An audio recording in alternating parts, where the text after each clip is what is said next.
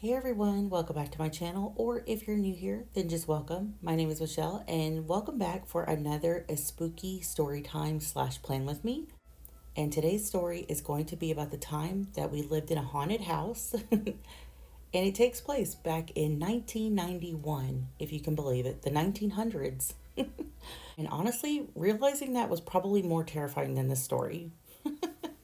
But yeah, so 1991, we are currently living out in West Texas with my grandparents at this time. My parents were about mid 20s. They had a young family. I was 7 years old, my sister was five, and they depended on family for support.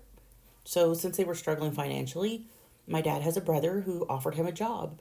However, he lived on the other side of Texas, and he told my dad, if you want this job, you're going to have to move here. My dad talks it over with my mom. They agree that it's a better opportunity for them and that we were going to move. Now, my uncle had already lived in this particular town for a couple years now, so he had his own place. However, he was living with five kids in a two-bedroom trailer, and it wasn't going to be enough room for four more additional people. So, of course, my dad was a little concerned about where we were going to live. My uncle explains, I can help you with that. I know a little viejito. He has some rental properties. I'm sure he'll be happy to rent one out to you. Shouldn't be a problem. My dad and my mom were kind of corresponding back and forth with this little man before we moved out there, and he did have a rental for us. My uncle goes to check it out for him. He says it's a little bit of a fixer upper, but it's not anything that you can't handle.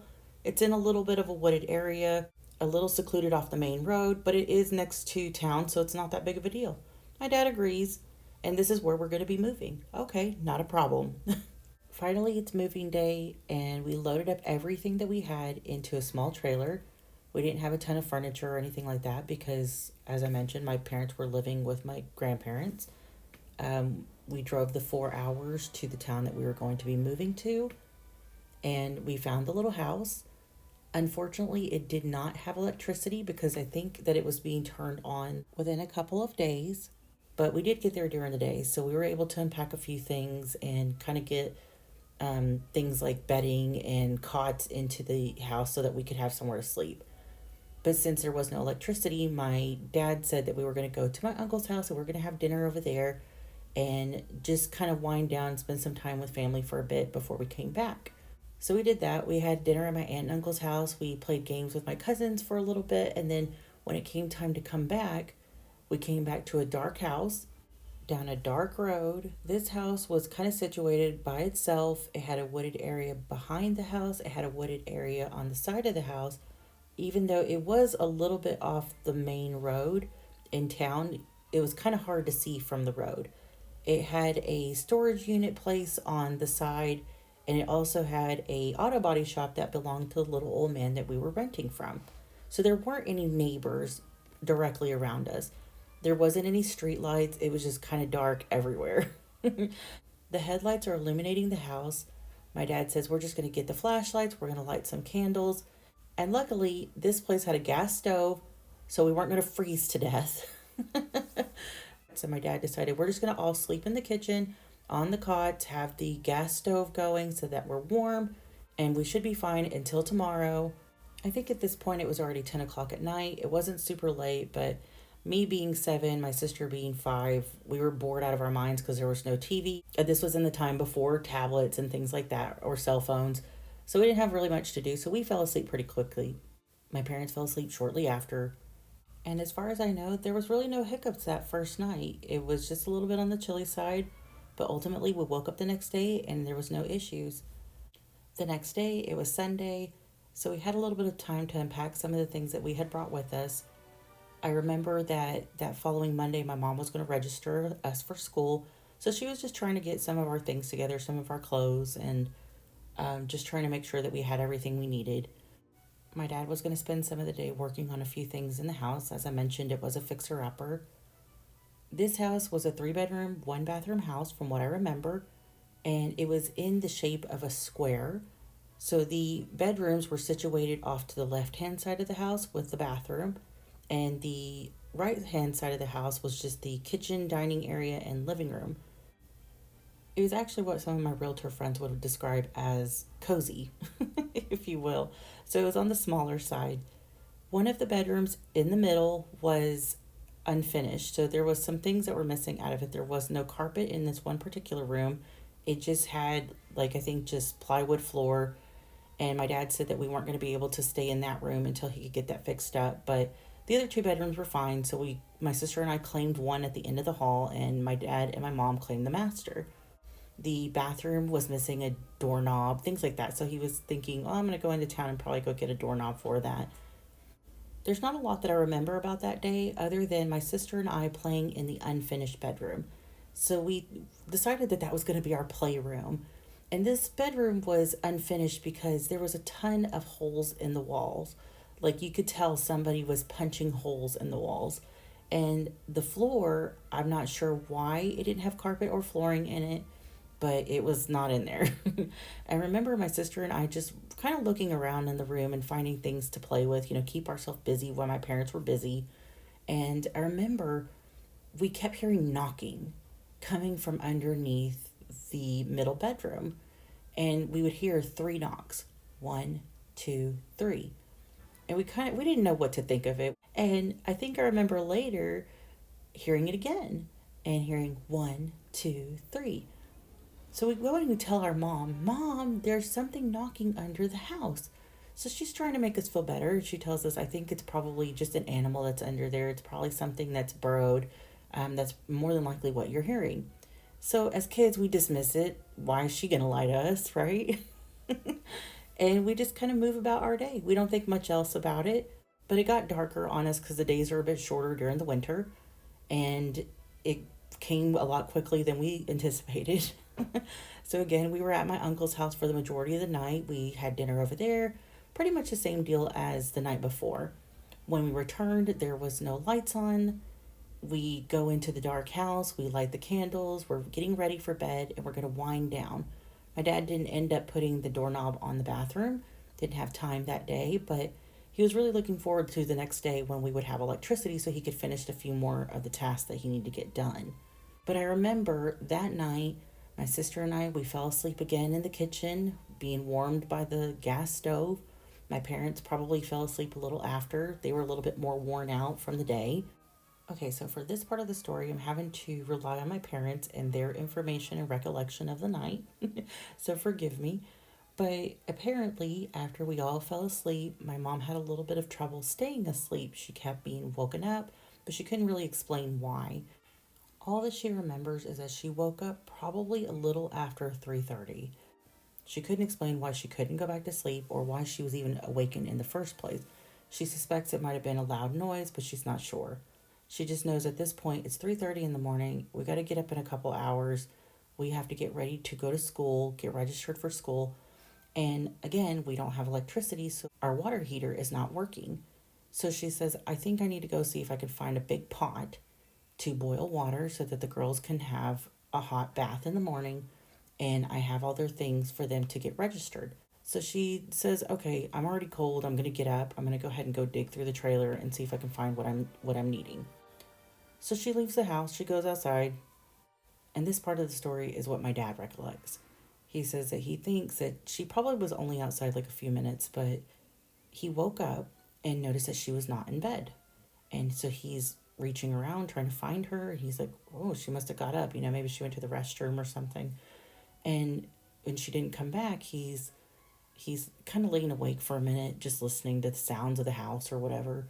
And the next thing he knows, he hears the most guttural, blood-curdling scream that he said he's ever heard in his life, and it's a woman screaming. So naturally, because my mom is not near him, he thinks that it's her. And he begins to panic. He immediately gets up. He immediately starts looking for her, but there's no flashlights, there's no candles, it is completely dark. There's no light coming through, really, like a little bit of light from the windows, not a lot to really help him. So he's thinking it's coming in the direction of the bathroom. He thinks she's in there. I don't know what's going on. He tries to open the door.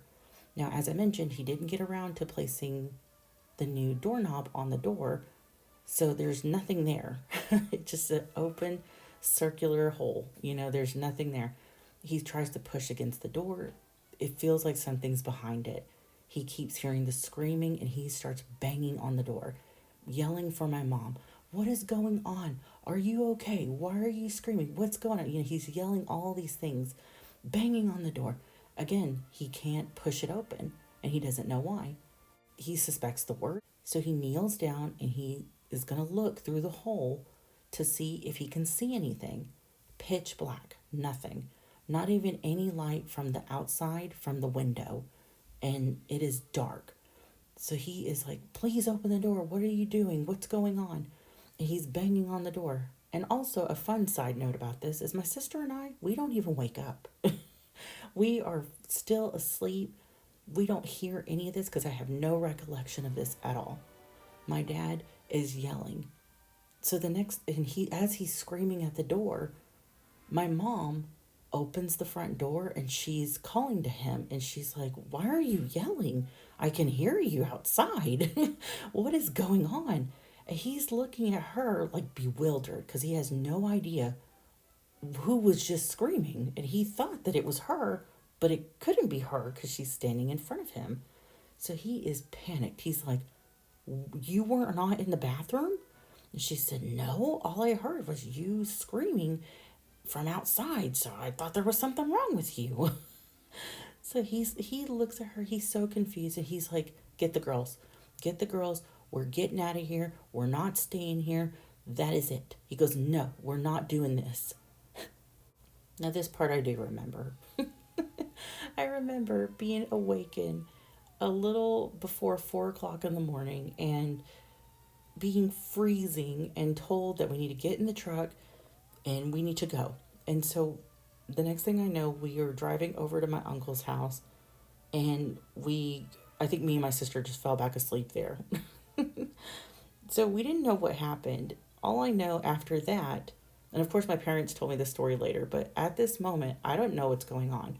But we were at my aunt and uncle's house and we stayed there for a few days until my dad was able to rent out the house next door to my uncle. Later on, when we grew older and we asked, yeah, what happened? Why didn't we ever stay in this house? My dad said that he went back the next day. He got all the things that we had unpacked and he threw it in the back of the truck. He said that he called the little old man Curtis the next day and he told him, I am not staying here. You need to give me my money back. And luckily for my dad, he did end up giving him his money back. But he said that he was going to dock like 2 days off of it or something. And we ended up moving into the house next door to my uncle. But they didn't really talk about it too much after that. And as kids, we didn't really question it. So fast forward about 17 years and I'm in my 20s and I'm working in a doctor's office at the front window. One day, this little old man comes in and I recognized him and I said, hey, I think I know you from somewhere. And he said, yeah, I think I recognize you too. He mentioned my dad's name. He said, are you his daughter? I said, yeah, that is my dad. He said, yeah, I've known him for years. You guys actually moved into one of my houses at some point. It's like, I kind of remember that, but not really a lot of details. He goes, oh yeah, y'all didn't stay there very long. He goes, that house has a bad history. And I said, what do you mean? What are you talking about? He says, oh, I'll tell you about it on my way out. So I'm sitting there and I'm like, okay, let me get you checked in for your appointment. And sure enough, he found me after his appointment and he stopped and he said, I was going to tell you that I understood why your dad left so quickly that day.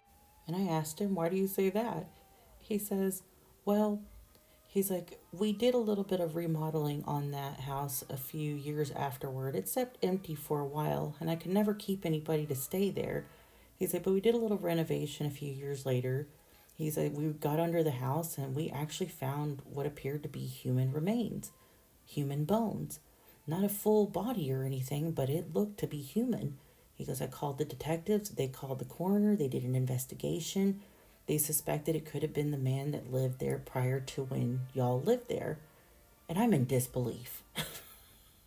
I'm like, what do you mean? He said, well, that man used to abuse his wife. She was a victim of DV. In fact, one day I was working at my auto body shop and I heard the abuse from the house and I called the police and they arrested him. I don't know a lot of details about what happened after that. He was able to post bail and he was able to get out and he split after that. I didn't hear from either one of them after that and he actually left and broke a lease. Had a lot of trouble finding him, never did find him to collect the rest of the money. Y'all, when I tell you I was speechless, he then says, well, I never really knew why your dad left there, but I have a suspicion that it might have been something to do with that. I was never able to keep tenants in that place, and that's why it just kind of sits empty now. And I don't know what to tell him. I said, well, I'll be sure to tell my dad that I saw you. And we left it at that. He goes, yeah, good to see you. Have a good day. But a little fun fact about that house was it did stay relatively empty. Every time I drove by it, people would be there for a little bit, but for the most part, it always looked like it was abandoned. Didn't look like anybody lived there. And I do remember that at some point it was rented out to some type of computer repair place. They only probably stayed there a couple years, and after that, it stayed empty until eventually, I think that the little old man passed away and it was demolished. They paved over it, but that was the craziest thing. And after hearing that, I actually tried to find some more information. I tried to see if I could find possibly some newspaper clippings about the incident, maybe if there was a follow up at some point, or maybe even a resolution to it, but I found nothing. And unfortunately, the little old man didn't give me any information as far as names or anything like that, and he wasn't willing to, but I was hoping maybe I'd find something to prove that he wasn't just messing with me. When I told the story to my dad later on, what he said, no, he wouldn't do that. He wouldn't mess with you like that. He's like, what he's telling you is probably the truth. And it's just so odd. It's so crazy, but it's crazy enough to where my parents don't really like to talk about it. They told us eventually when we were older the details of it because we just had a general idea of that we lived in this house for a couple days and then we moved. That was it. But honestly, shout out to my mom and dad because I am so grateful that they did not make me live there. Based off of the story that we heard and what they experienced, I am so glad we did not get subjected to that, that they had this incident happen and they noped right the hell out of there. So shout out to them because yeah, I don't think I could handle it if I had like those crazy experiences on my own for years. That probably would have messed with me. But all jokes aside, I hope that you guys enjoyed this video. It is a bit on the creepier side for sure. And it's funny, some of those stories that get passed down from family member to family member. In fact, next week, I think I'm going to tell you some stories that my grandma used to tell me that used to happen to her. So be on the lookout for that. If you like these types of videos, I hope you'll check back with me next week. And if you have any questions or comments, please leave them in the comment section down below. And if you're not currently following me on any various social media and you would like to, I have those links listed as well. And I guess I will check you on the next one. Later, guys.